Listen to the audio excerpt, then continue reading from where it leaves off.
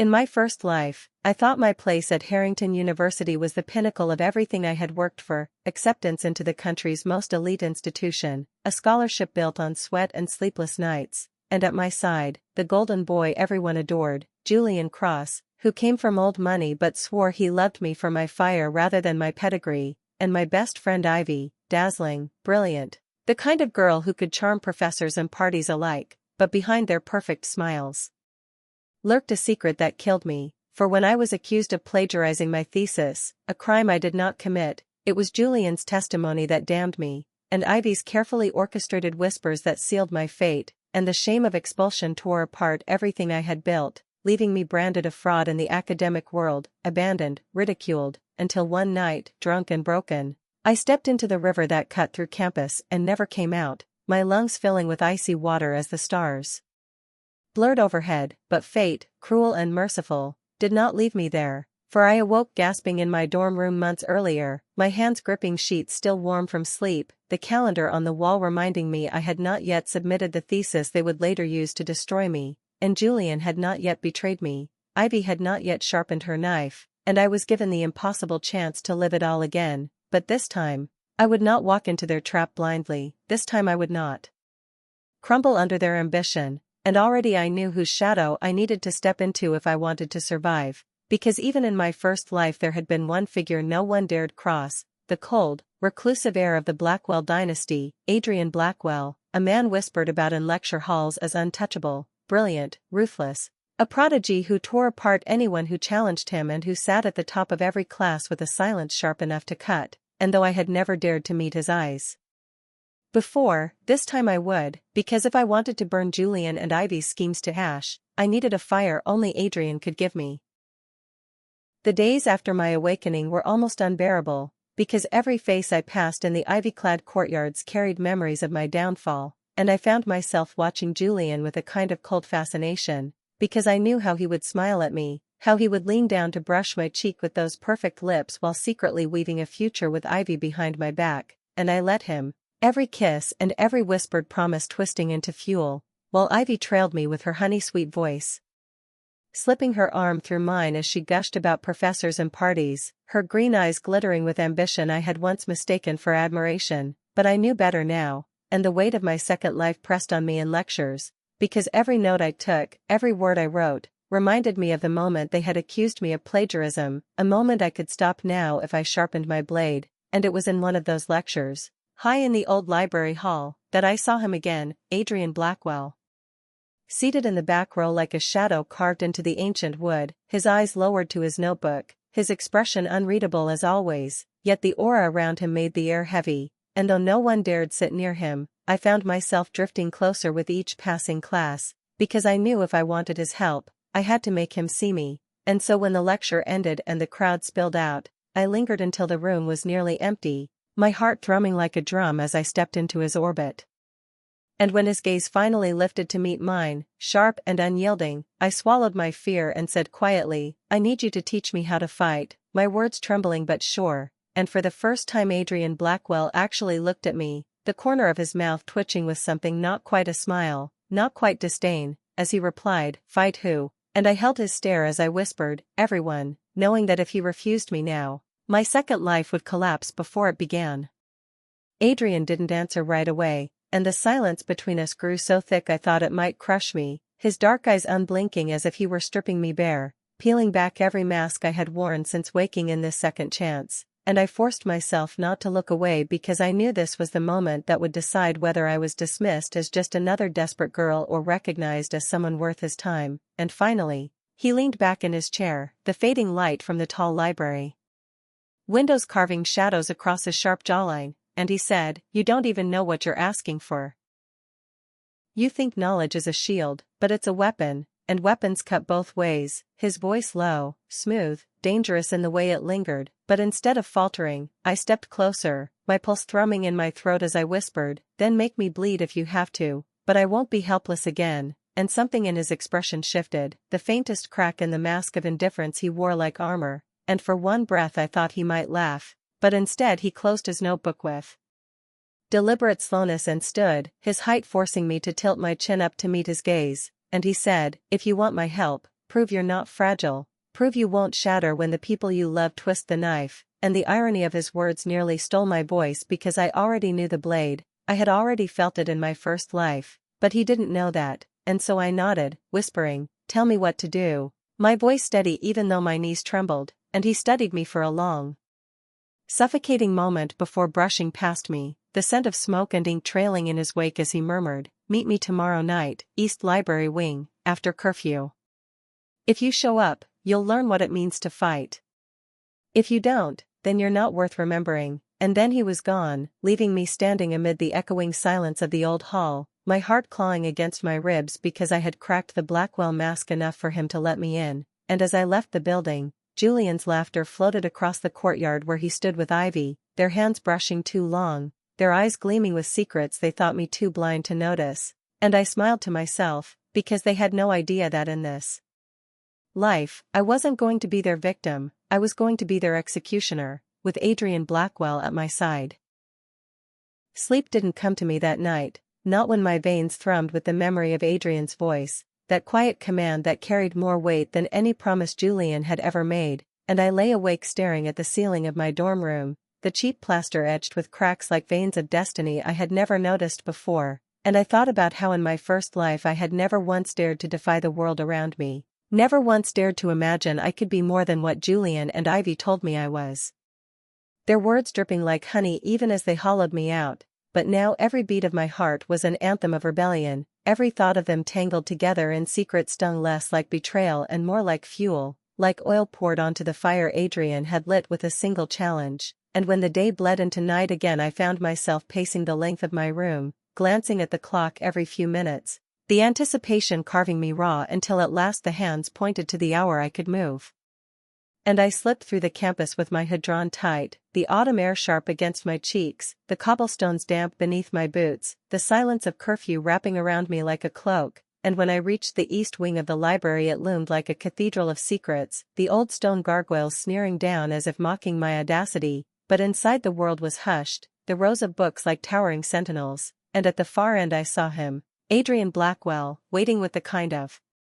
stillness that spoke of endless patience, as though he had known I would come, as though he had bet on my hunger to prove myself, and my chest tightened because he was so different from Julian's golden glow, so different from Ivy's calculated warmth. Adrian was made of winter, sharp and unyielding, and yet he drew me closer with a gravity I couldn't fight, and when his eyes lifted to mine they gleamed like steel under candlelight as he said, "You came.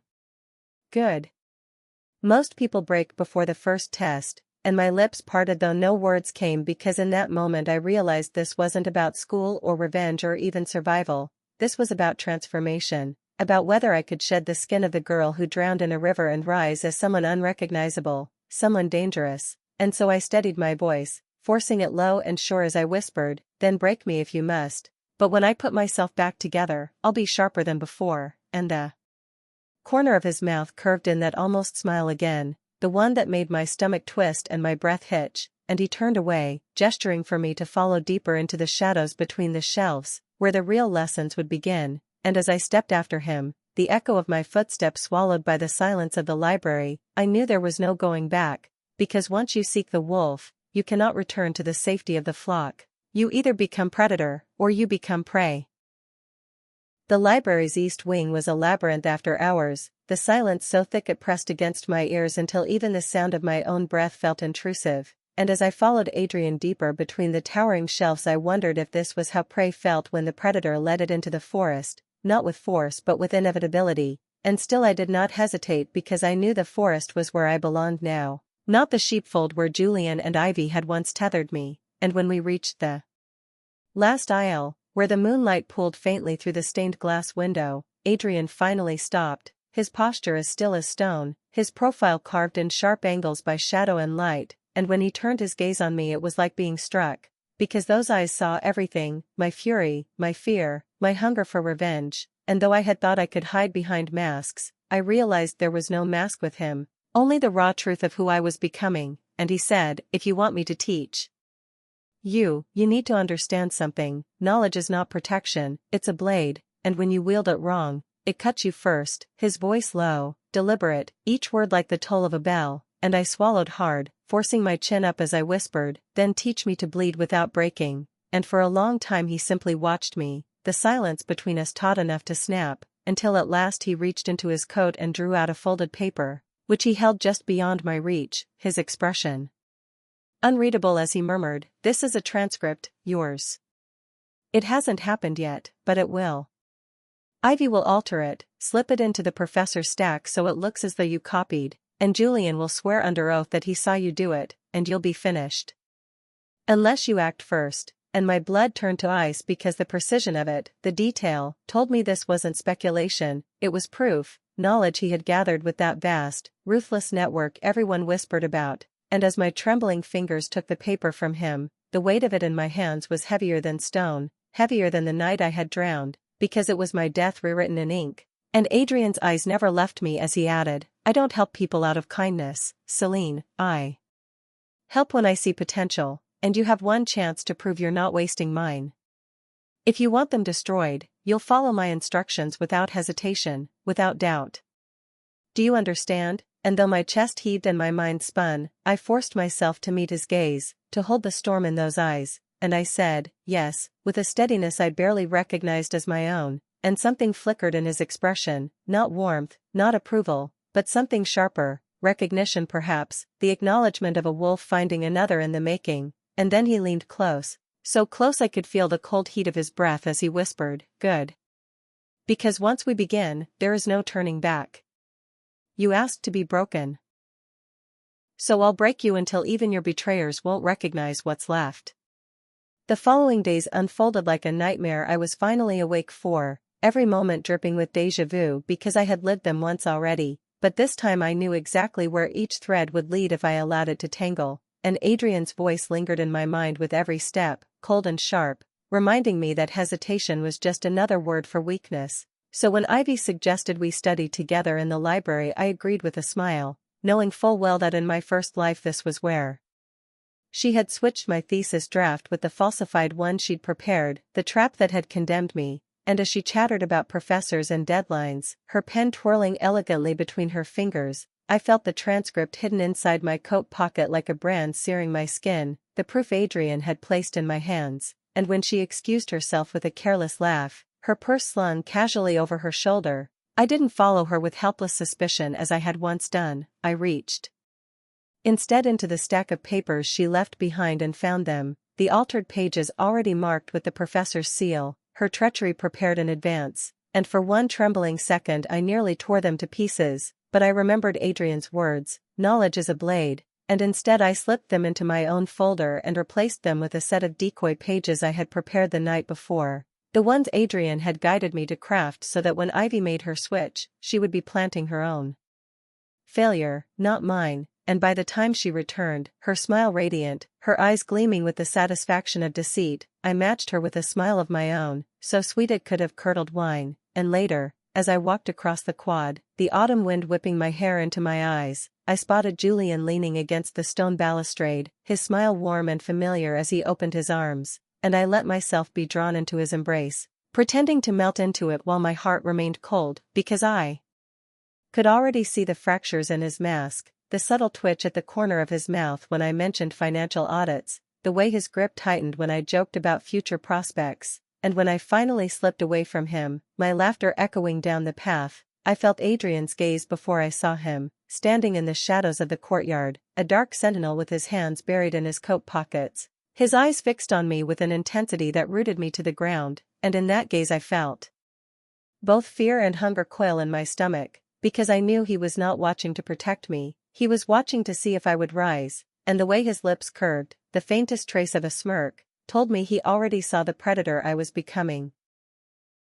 Nights at Harrington were never truly silent, the campus alive with the muted hum of late-night laughter, distant music bleeding from fraternity houses, the occasional echo of footsteps on cobblestone, but for me the world had narrowed to the rhythm of turning pages, the scratch of my pen, the weight of Adrian's instructions that seemed to follow me like a second heartbeat. Because he had begun to test me in ways I hadn't expected, leaving notes tucked into my locker, directives that seemed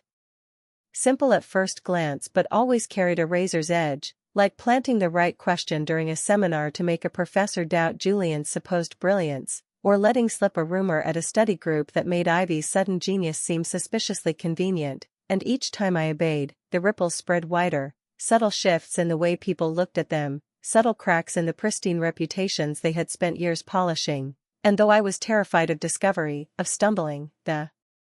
exhilaration of power flooded me like wine, heady and addictive, until I began to crave the sharp look in Adrian's eyes whenever we crossed paths, that glint of approval he never voiced but always delivered in the faintest lift of his brow. And one evening, when he summoned me to the East Wing again, I found him leaning against the heavy oak table with a book open at his side, his gray eyes catching the glow of the lamps as he studied me with a silence that pressed against my skin, and he asked, "Do you know why I chose to help you?" His voice quiet but cutting, and I faltered, whispering, "Because I asked," but he shook his head once, deliberate, stepping closer until the scent of ink and smoke wrapped around me, and he said, "No. Because I saw the moment you stopped being prey. Most people break before betrayal kills them. You didn't. You came back sharper." The words hit me harder than I wanted to admit, my throat tightening, my pulse roaring in my ears, and I hated the way heat spread through me at his proximity, hated how his approval mattered more than I wanted, and yet when his gaze dropped briefly to my lips before flicking back to my eyes, a shiver ran down my spine, so sharp it nearly stole my breath, and still he stepped back, severing the tension with surgical precision, as though reminding me that he controlled not only the game but the very air I breathed in his presence, and I realized with aching clarity that Julian and Ivy might have destroyed me once, but this time it would not be their betrayal that undid me, it would be whatever dangerous, forbidden thing was blooming between Adrian Blackwell and me in the shadows of Harrington's library. By the time winter settled over Harrington, frost webbing the ivy-covered walls and the river freezing into glass, the game was no longer invisible.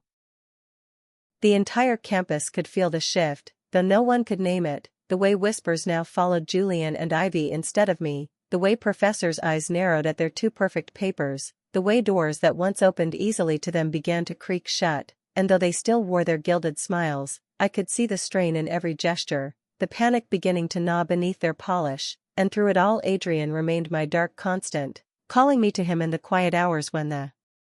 campus slept, drilling me with questions about strategy and power until I was raw with exhaustion and burning with exhilaration, and sometimes, when the silence stretched too long, I swore the air itself bent between us, charged and unsteady, yet he never touched me, never broke his own ruthless discipline, and it was that denial that made me ache more than if he had claimed me outright, because every brush of his shoulder against mine as he passed a paper, every glance that lingered a second too long, every word spoken in that low, commanding voice became a wound and a hunger all at once, and I found myself thinking of him when I was with Julian, when his arm draped around me in public as if I were still his, when Ivy looped her hand through mine and whispered conspiracies meant to keep me small, and I smiled at them both knowing they had no idea I had shifted into something unrecognizable, that I was no longer the girl they could frame and ruin, and one night, after a lecture, Julian pulled me into an empty hallway, his golden boy smile cracking at the edges as he hissed, "You've been different lately, who's been teaching you to look at me like that?" And though his hand dug into my waist, trying to anchor me in place, I only tilted my head and replied sweetly, "Maybe I've finally learned you're not untouchable," and I watched the flicker of fury spark in his perfect blue eyes, the first sign that his mask was slipping, and when I later recounted it to Adrian, pacing his office with a mixture of adrenaline and dread, he only smirked faintly, the cruelest, most intoxicating expression I had ever seen on his face, and murmured, "Good, fear will rot him from the inside long before we strike," and though I should have felt only triumph, I left his office trembling, because I knew with every step that Julian was no longer the one haunting me in the dark, it was Adrian, and I wasn't sure if I wanted to fight that truth or surrender to it completely. The unraveling came faster than even Adrian predicted, and I could almost taste the rot beneath Julian and Ivy's perfect veneers as winter thawed into spring, the tension between them stretching thinner with every whisper seeded into the halls, every side glance from professors, every rumor that Adrian had taught me how to wield like a dagger, and while they clung to each other more desperately than ever, it wasn't devotion, it was survival, and I savored watching them sweat beneath the weight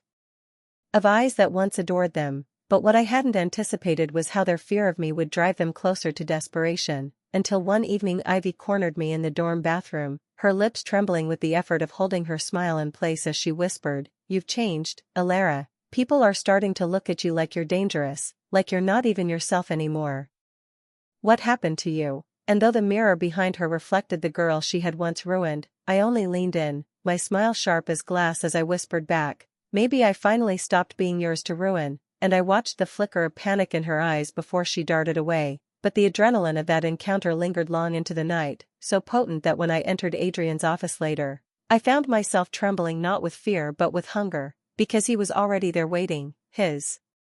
sleeves rolled up, his gaze fixed on me with the weight of everything we had done together, and when I told him about Ivy his eyes gleamed with a satisfaction so dark it made my knees weak, and before I could think better of it, the words tumbled out of me, raw and breathless, "You've changed me, Adrian, do you know that?" And his silence was heavier than any confession, his gaze sliding down to my mouth before cutting back to my eyes, and for the first time he stepped into my space fully, close enough that my back met the cold wood of his desk, close enough that I could feel the heat of his body radiating against mine, and though his voice was still low, still controlled, it carried an edge of something far more dangerous as he murmured, "No, Celine, you changed yourself. I just showed you the blade you already carried." And then the silence fractured, the air breaking as his hand finally lifted to tilt my chin up, his thumb grazing the corner of my mouth, and though he didn't kiss me, the restraint in that touch made me tremble harder than any kiss could have, because it was a promise, one I knew he would make me earn, one that terrified me almost as much as it set me ablaze. The final blow landed on the night of the academic symposium, the same night in my first life when Julian and Ivy had paraded me as a fraud before the professors and benefactors of Harrington, the night that had ended with my scholarship revoked and my name dragged through the mud, but this time the stage belonged to me, my paper sharp and flawless, fortified with every lesson Adrian had carved into me, and when the questions came I answered them with precision, dismantling objections until even the most arrogant professors leaned back in grudging respect. And as the applause rose, I caught Julian's expression, strained, panicked, his smile frozen as though glued in place, and beside him Ivy's eyes gleamed too bright, too desperate, because they had prepared their trap again, the forged documents tucked neatly in their bag, waiting to be revealed, but before they could act the dean rose with a folder in hand, a folder Adrian had ensured was placed on the right desk at the right time, and as the damning evidence spilled into the room, letters in Ivy's handwriting, accounts traced to Julian's name, proof that they had fabricated work and laundered funds through student organizations, the room erupted, gasps and whispers rising like wildfire, and I stood at the center of it, serene, untouchable, as the golden boy and the brilliant darling were stripped of their glory in front of everyone who once adored them, their protests drowned out by the roar of scandal, their desperation clawing at air as the future they had stolen from me collapsed around them, and I should have felt only triumph, but when I stepped off that stage and found Adrian waiting in the shadows of the hall, his gaze steady, his posture sharp as ever, what I felt instead was fire, the kind that consumes everything, because he didn't say a word, didn't offer congratulations, only reached for me, his hand settling at the small of my back as though claiming me without permission, and I let him. My body leaning into his as if it had been waiting for this all along, and when he finally bent his head, his lips grazing mine in a kiss that was more possession than tenderness, I knew that my rebirth wasn't just vengeance, it was transformation, and that Julian and Ivy were not the end of my story but the ashes I would rise from, standing at Adrian Blackwell's side as something fiercer, something unstoppable, something reborn not to survive but to rule.